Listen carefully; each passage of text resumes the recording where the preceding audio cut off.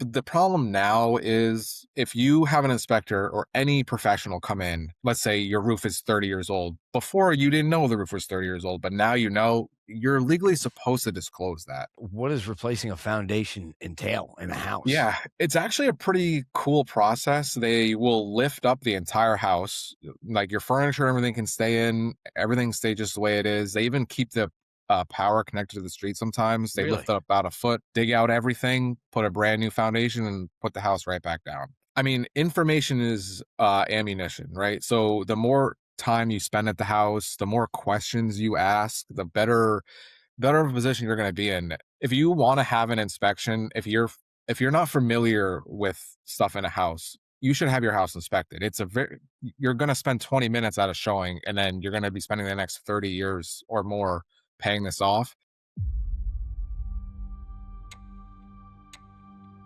In a market defined by uncertainty, where every second counts, one opportunity can change everything.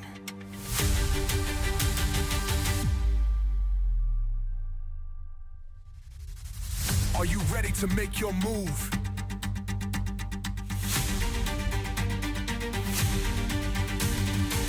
The time is now! Welcome to the Dream is Real podcast. Hello, and thanks for tuning in to the Dream is Real podcast. This is the place if you're looking to buy, sell, invest, or advance your career in real estate. Before we get started, make sure that you like, share, subscribe, turn on your notifications. Don't want you to miss a beat as we have great guests. Today is no different. I am here with Louis Rubino of Welcome Home Inspections. Louis, welcome. All right, thanks for having me.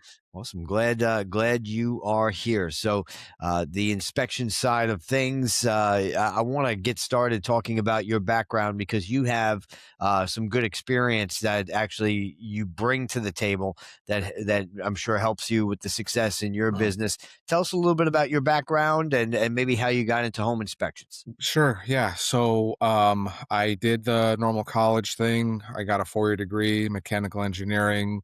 Ended that for a while, some aerospace stuff. It was terribly boring. So I kind of jumped back into a family business of remodeling, we'll say.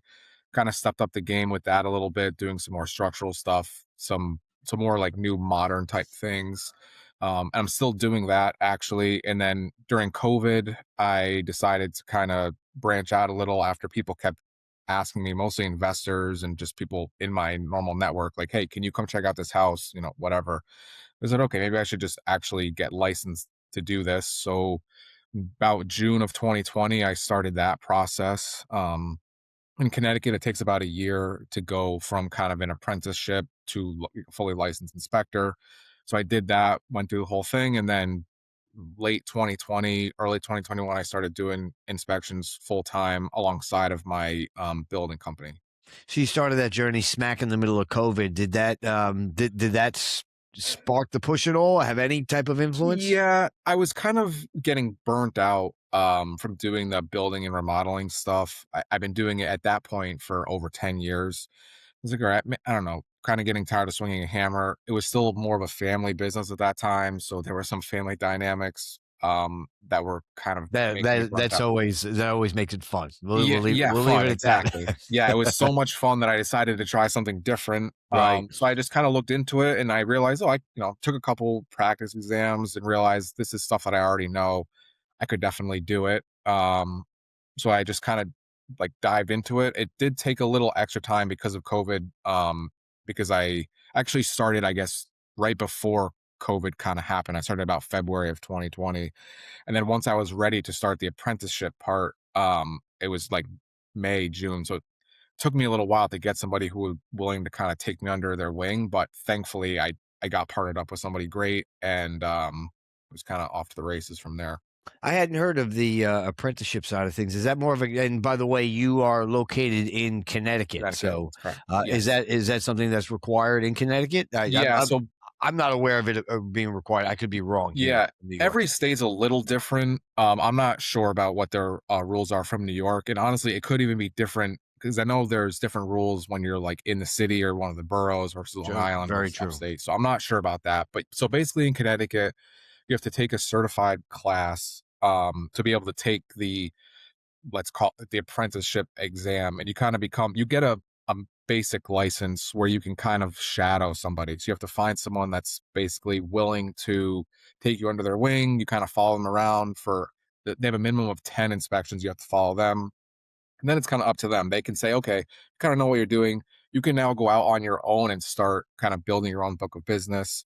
And then you have to kind of follow up with them after every inspection. They review your report and they say, okay, yeah, this is good. Maybe you shouldn't word it like this, whatever, whatever. Um, some guys require the whole 100 inspections. You do it with them. Mine, thankfully, was like after I think I did 11 or 12 with him, and he was like, "Yeah, you get the gist of it. Kind of go do your thing." Which was kind of interesting because now during COVID, I was trying to start a brand new business, Sure. and there was no networking events or anything. So thankfully, I have some friends in the real estate world who kind of gave me a chance, and it's been pretty great from there. Awesome, awesome. Yeah. And as far as the real estate market right up there Mhm. in Connecticut, how is it? How is it? Is it hopping? I'm sure prices are Yeah, high. They're all high. yeah, it is pretty crazy. I think it's the kind of thing where if you're in an area where people want to buy a house, it's still insane. It's slowed down a little in some of the more rural areas where the kind of the demand and the inventory is somewhat equalized. But there's still tons of houses here that, they put the sign up and the next day it says under contract. And Right. I do think there are still a fair amount of people, I mean, more than 10 years ago for sure, that are waiving inspections. So that's kind of been an interesting challenge.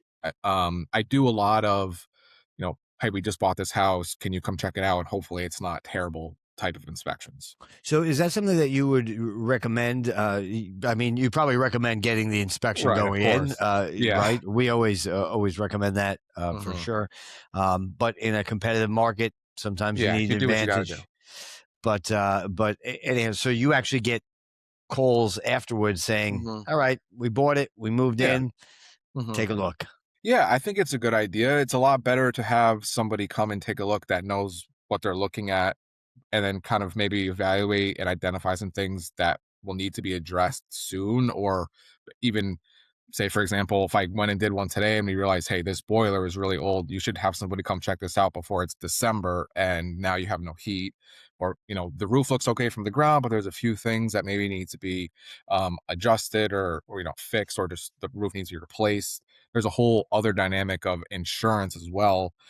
Insurance companies since COVID have gotten really strict about some specific things, especially on the exterior of the house, that people have no idea. So sometimes you buy a house and you realize, like, even though the roof looks okay, insurance company is like, no, this is too old. Get rid of Got it. it. What are some other factors that the insurance companies are honing in on the exterior of the home? Yeah. So, well, the roof is definitely the main one, at least in Connecticut. Um, so I would say, other than that, I mean, an easy one, but they, I do get calls on the building side for this: gutters, peeling paint, which they never really used to call out before. Really, it's basically just anything with water. They're really more strict about than they ever used to be. Like on the during COVID, I think they weren't sending out adjusters when people were having problems, so they were just approving everything. And now they're like, "Oh, wait a sec, we were paying a lot of money, and we don't want to pay any money." So they've just gotten, it's stricter than I've ever seen in the almost 20 years now of me being in the trades and real estate and all that. Yeah, houses don't heal. Yeah, So right, if you have a exactly. roof issue and it's compromised Yeah. from a water perspective, it's better Mhm. sooner than later Yeah. get it done. I think that's good information, especially for our audience. If you're out there, you're in a home, and Mhm. an inspection professional could be someone who comes in and really helps you to prioritize. Right, you may be Definitely. thinking about that swimming pool, Right. and rightfully so. Mhm. It's the time of year for it now, anyway. Mhm. But if you know that the boiler is coming up, that's good information, right? Yeah. So, as someone who has experience on the building side, how has that really benefited you in growing this business? Well, I think just having a network of people to kind of get me off the ground has been great, because I have investors that I work with, on both sides, either if, I'm buying a house to flip or, they're just doing stuff and they need me to come in to do the work.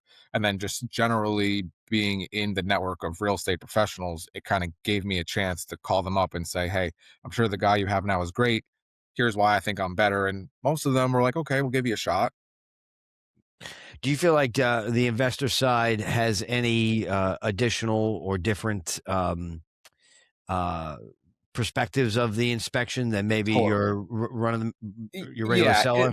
they basically wanna know, like, "Hey, is the framing okay? Is like, how" they wanna know generally age of things just because when they're gonna be if they're gonna be renting it or turning around and flipping it, they wanna know, like, when the buyer comes in, are they gonna say, "This thing is 25 years old, what the heck?" Or are they gonna have a situation where they have a tenant in the house and now, the roof is leaking from the chimney, the flashing is messed up, or, the boiler, now they have no hot water. These things can kind of cascade at times. So they just want to know. It's more of like a quick and dirty. I call it a 4 point inspection. Um, you know, Still spend some time there, but the report is really more of like, okay, here's what you got.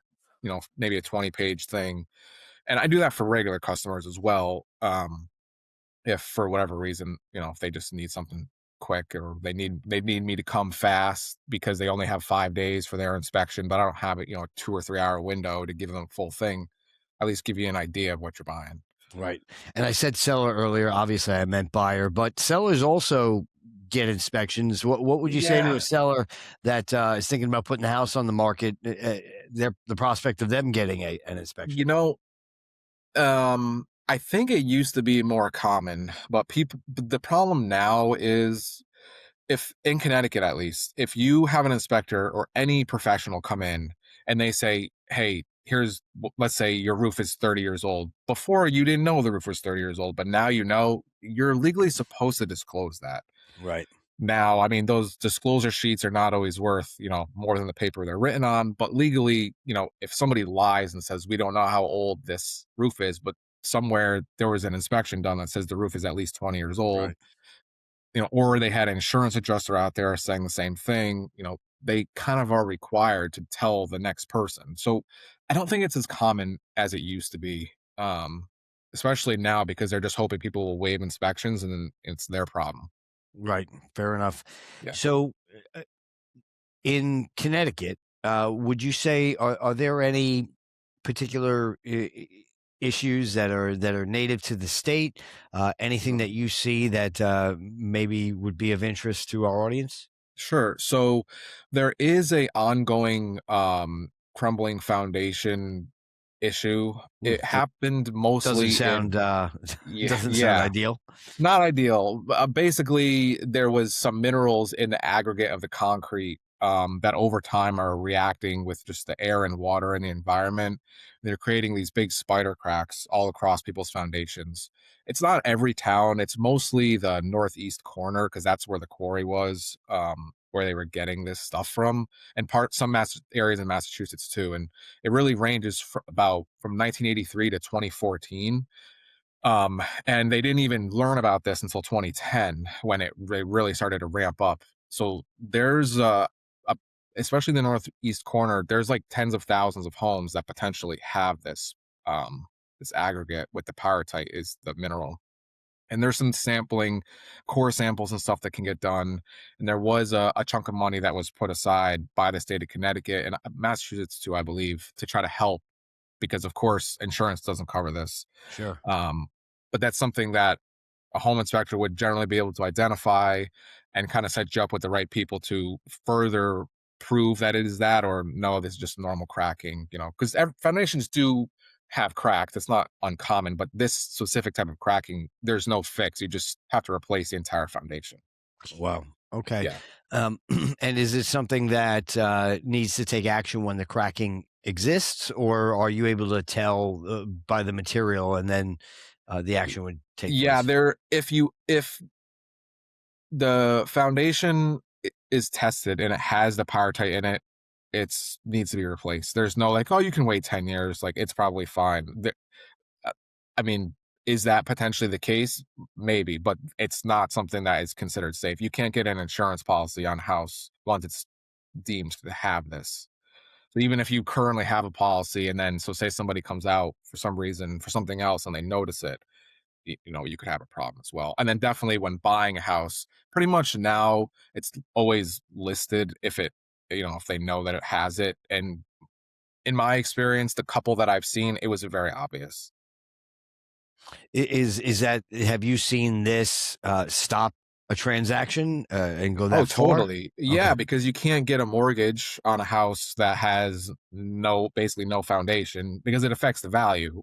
And then you can't get an insurance policy. So there are some types of, mortgages that will allow for renovations to be done, but a lot of those are FHA, and FHA wouldn't require any structural issues, and a foundation crumbling would definitely be one of them. So it definitely does pose a challenge, but you're buying the house at an extreme discount most of the time. Right. So for those who don't know, what and as a builder, you'd Mhm. be positioned to answer this question.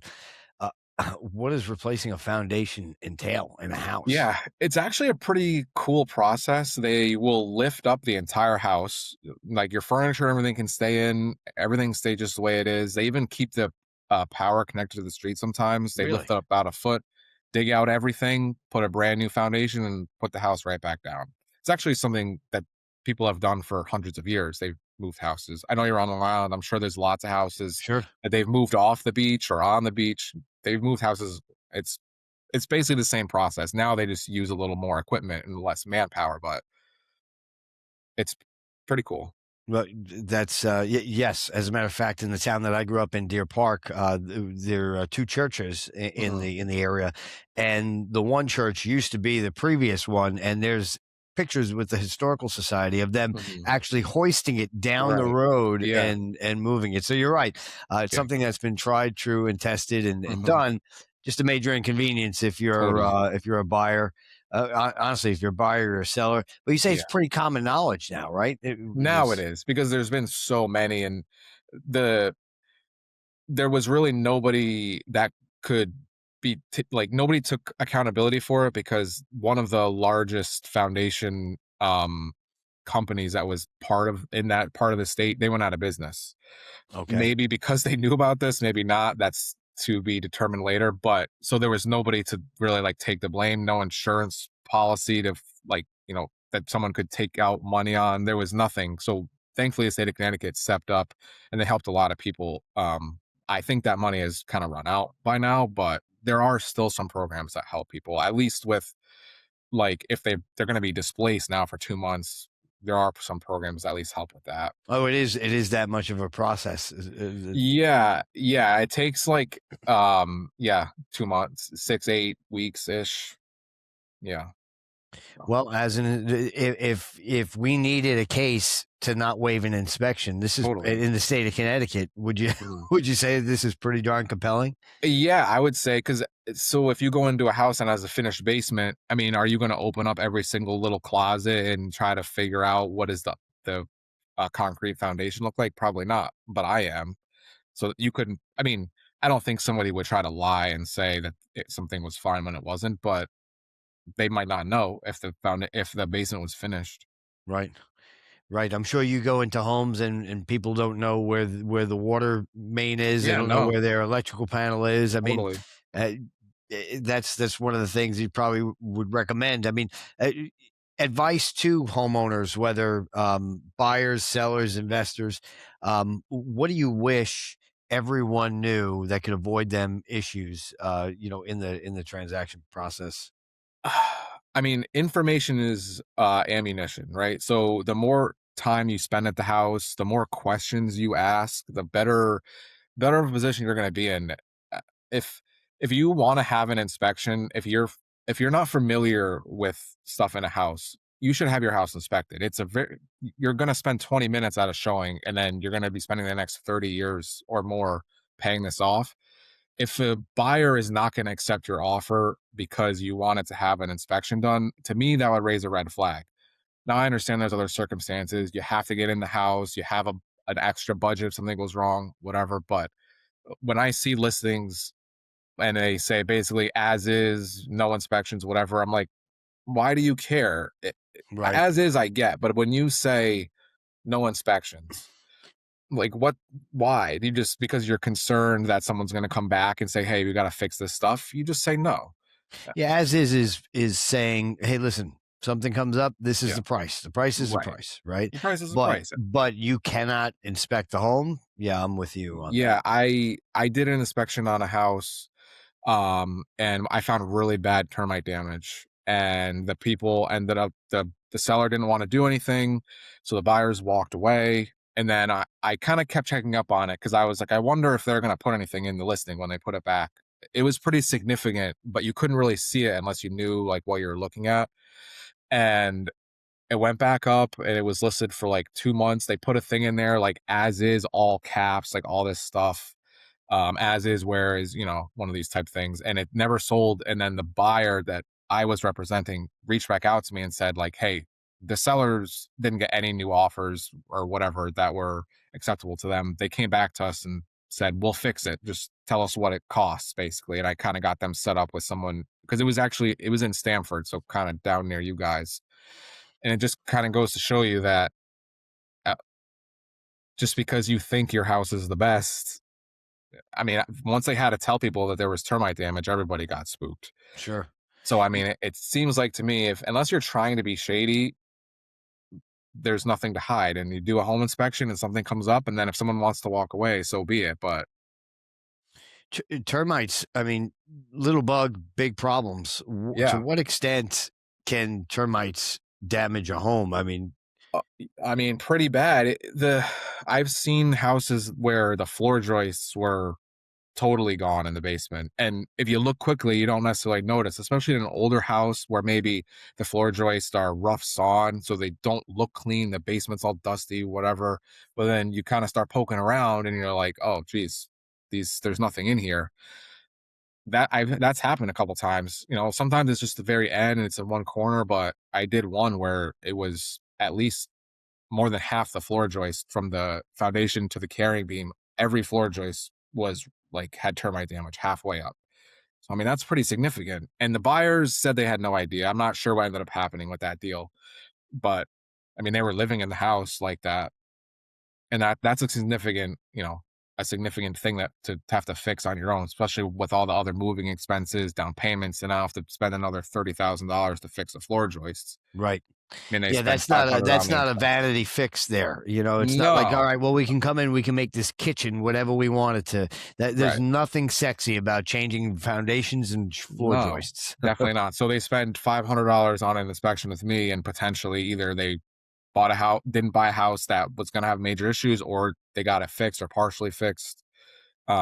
They would have had no idea because even I couldn't tell just by looking instantly. It took a little more inspection to really determine that there was a problem. The Dream Select Bootcamp app helped me pass my real estate exam and continues to help me to this day as a new agent. The AI mentor comes in clutch at open houses. Sign up today. You won't regret it. Reason to get an inspection exhibit B, for Yeah, sure, for yeah, sure. Give us an idea with some of the time we have left mhm, of kind of your process in going through the sure, house, some of yeah, the important areas that you make sure that you hone in on, mhm, to make sure that you do the best job possible for your clients. yeah. So every inspection that I do them the same exact way, whether it's a condo or it's a 5,000 square foot tutor. I start with the foundation outside. I start from the bottom foundation, work my way up to the roof, and then on the inside, I do the same thing. I start in the basement, so I'm looking at all the mechanicals, that which means the electrical, whatever wiring I can see, and then just kind of working my way up all the way till I get to the attic, where again I'm looking at the unfinished areas, signs of water leaking, just framing damage, stuff like that. I usually will bring a drone to get some nice photos of the roof outside because I can't really climb every single roof. Some roofs are just you can't climb them at all. So the old school way was you'd bring basically a camera with a long pole, but with drones and stuff now you get way better photos. So for me, really, it's just the methodical, do it the same way every single time. I'm taking a few notes as I go, but really I'm relying on photos. And then when I get back, I'm putting the report together. Usually a report will have about 100 to 150 photos. And then the report, I always format it the same way that I'm going through it with the clients during the inspection too. So it starts outside with the foundation, kind of work our way up to windows and doors and the garage, and then we go inside kitchen. It's the same exact that how they had it during the inspection to how when they're reading through the report, because or inspection, we're there for 2 hours. We talk about a lot of things, and I mean, I can't even remember everything I talk about. So the report really is the most important thing. I mean, you could skip out on an inspection and just read the report and get every single piece of information you need.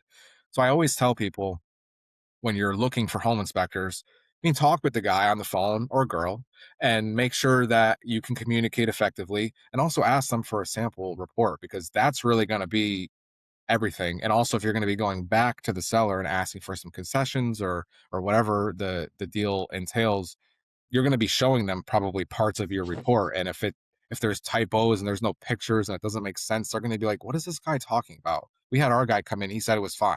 So it's going to be like a he said, she said. So Right. it's the report is like really the most important part. And then also, do you feel like the guy can communicate with you effectively? Unfortunately, not all home inspectors are great. I mean, like every business, Nope. some guys are just Sure. there, they come in, they come out, that's their thing. Thankfully in Connecticut there's some training, but it's not a lot, and the continuing education is also very minimal. So when I was going through the process of finding somebody, one of the people I talked with was still handwriting reports. This was in 2020, and they would send digital photos, but then they had just a form they were filling out for each section, and they were like checking boxes, but that's hard to read. And then he was Sure. photocopying it. Like, this is just not professional, I feel. And I mean, if you miss something on that report, you know you could, even if you were at the inspection then you forgot, I will follow up with people generally, but I'm not going to say, hey, did you make sure you read section 1, section 2, section 3? It's kind of on you to make sure you can understand the information that's in there, and then come back to me and say, hey, this didn't make sense, can you give me a little more info? Sure. So just to recap, when ask for the inspection report Yeah, and sample. a sample report, and are there any other questions that you think that they should ask the inspection professional that would help them to make the decision? Yeah, I would ask, how long does it normally take to get the reports back? I would also ask, have you done other inspections in this town? Because things can vary a lot from town to town. Like, especially with that crumbling foundation thing, it's kind of a one pocket area. In Connecticut, there's some towns where a lot of houses are exactly the same. So if you've seen a bunch of them, you really kind of know what to look for. I mean, all the normal questions like, how long have you been doing it? Like, is it going to be you coming, or do you have guys that work for you? Like, basically, a home inspection is no different than any other type of professional service. It's just they're really there to advocate for you. Like, when I go to someone's home inspection, I'm working for them. The report belongs to them. You don't have to share a report with anybody, even your real estate agent. I used to always ask at the end of the inspection, like, hey, should I give a copy to your agent? And a couple of times people were kind of weird about it. So now I always ask ahead of time. So if there's nothing weird, the Sure. agent maybe will still hand me their card, and I'll say, okay, thanks. And I'll follow up with them separately, but the report belongs to you. Even if your insurance company says, oh, just send us a copy of it, we'll review it. No, don't do that, because everybody's going to pick it apart. Any other stories of something that you found that completely saved the day for a client? Save the day, meaning like if we hadn't Could be found either. it. Could be, hey, I'm not. I know you told the story earlier that Yeah. kind of helped them to avoid. But Um, Trying to think. I mean, there's been a lot of little things. Thankfully, mostly people are honest, and they'll kind of let me know ahead of time when I'm looking through disclosures, if I can, you know, what's going on. I did recently just do one where the power was off, which was weird. You never really want to have that. Is actually another thing you should make sure when you're going to do an inspection. Make sure you check with your agent that all the utilities are going to be on. Um, because interesting. sometimes, like, as part of the transaction, people don't know, they turn the power off, they turn the gas off, and then I can't do anything. Okay, so I was there, the power was off, and the seller's agent said, "Oh, it's just because it was going like between businesses or whatever." Come to find out, there was an electrical fire in the panel. The panel was new, but the wire from the street was not new. So I had like, my antennas up and I realized that there was some frayed wiring that they hadn't replaced as part of the thing. And they said, we'll have it taken care of by next time you're here because I was doing a radon test. And I said, make sure they like pulled permits for this stuff because whenever you have a connection from the street, Eversource has to come, that's our electric provider. Eversource has to come and like approve the work that you did. And they Right. So didn't do that's any on of the that. homeowner. That's Yes. not okay. I'm the homeowner. They didn't do any of that. They just had their guy come in there and, fix it. And he never didn't tell anybody. And thankfully, when I opened the panel, I could see that the wires were still the original wires, even though, like, they taped them up. But, like, you can't be doing stuff. That's, like, major stuff. Wow. And they would have never known. And and if the power hadn't been off, like, and my antennas weren't up, I may not have caught it instantly and thought of like, hey, did they have a permit pulled for this? Because that's kind of outside the scope of an inspection to make sure all permits are pulled. But Sure. because I knew that work was being done, um, they followed up and they ended up having a different electrician come out and make sure everything was done properly. Wow. I could Yeah, see where that would avoid, that could avoid a really big potential. issue, right? A Yeah, potentially totally. fatal Yeah. issue, right? Because you're dealing with electricity. Mhm. That's not something to look past. Definitely. And from the street to your panel, there's nothing to stop it. So it's not like in the house, you plug something in and it pops a breaker, then there's a problem. The electricity just keeps pumping until the wires melt from the street. So those wires are really important. And part of it is the power company, but from where it touches your house to where it goes in the house, that's all your responsibility. So if there's ever a problem there, that's totally on you. Wow. Well, for our audience, you definitely want a professional that's going to pay this type of attention to the job at hand. Glad that you do, Louis. Okay. How could our audience get in touch with you for an Sure. inspection in Connecticut? Yep. They can check out my website. It's www.welcomehomeinct.com.